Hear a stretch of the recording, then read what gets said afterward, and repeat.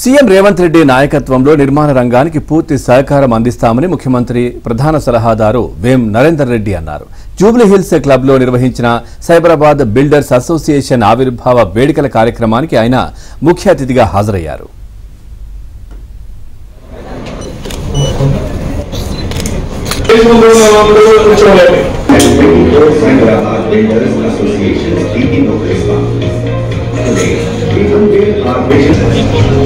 These platforms foster knowledge exchange, partnerships, and joint ventures driving.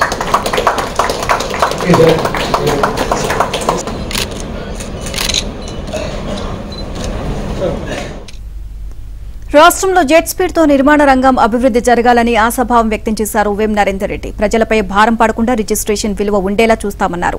బిల్డర్ల సలహాలు సూచనలు స్వీకరించి ప్రభుత్వం మార్పులు చేర్పులు చేస్తుంది అన్నారు. రీజనల్ రింగ్ రోడ్ను జాతీయ రహదారిగా గుర్తించేలా కేంద్ర ప్రభుత్వంపై ఒత్తిడి తేవడంతో పాటు మూసీ సుందరీకరణపై దృష్టి కేంద్రీకరిస్తామని అన్నారు. దేశంలోనే సైబరాబాద్ పేరు మారుమోగేలా తీర్చిదిద్దుతామని అన్నారు. చాలా సంతోషం, ఎందుకంటే మీరు కొత్తగా సైబరాబాద్ బిల్డర్స్ అసోసియేషన్ ఏర్పాటు చేసుకుని ఇవాళ ఏదైతే ఇనాగ్రేషన్ కార్యక్రమాన్ని మీరు పెట్టుకొని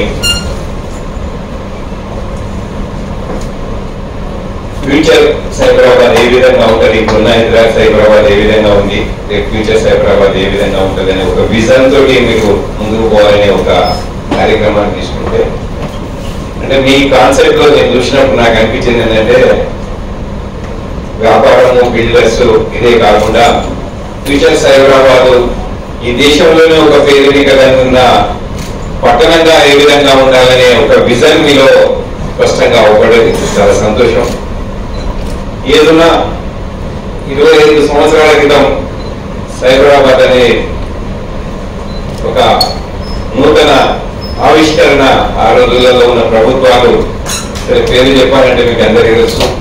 ఆ రోజు ఉన్న తెలుగుదేశం కావచ్చు, దాని తర్వాత చంద్రబాబు నాయుడు గారు, తర్వాత కాంగ్రెస్ ప్రభుత్వం రాజశేఖర రెడ్డి గారు, తర్వాత ఏదైతే టిఆర్ఎస్ చంద్రశేఖరరావు గారు, ఏదన్నా ఇలాంటి అభివృద్ధి కార్యక్రమాలు ఒక రాష్ట్రానికే పేరెన్నికన్న విషయంగా అభివృద్ధి చెందే విషయంలో కూడా రాజకీయాలకు అతీతంగా అభివృద్ధిని కాకిచ్చే విధంగా పోవాలనే ఒక కాన్సెప్ట్ తోటి ఉన్న మా ముఖ్యమంత్రి, ఈ రాష్ట్ర ముఖ్యమంత్రి మీ అందరికీ కన్నీరు రేవంత్ రెడ్డి గారి నాయకత్వంలో వాళ్ళ గత ప్రభుత్వాలలో గత నాయకులు చేసిన దానికన్నా ఎక్కువగా మీతోటి కోఆపరేటివ్ గా ఉండి సైబరాబాద్ పట్టణాన్నే ఏదైతే ఉన్నదో రాష్ట్రానికే కాదు దేశాలనే ఒక మంచి పేరు వచ్చే విధంగా మీరు తీర్చిదిద్దే దానిలో కూడా ఈ ప్రభుత్వం రేవంత్ రెడ్డి గారి నాయకత్వంలోని ప్రభుత్వం మీకు సహకరిస్తుందని చెప్పి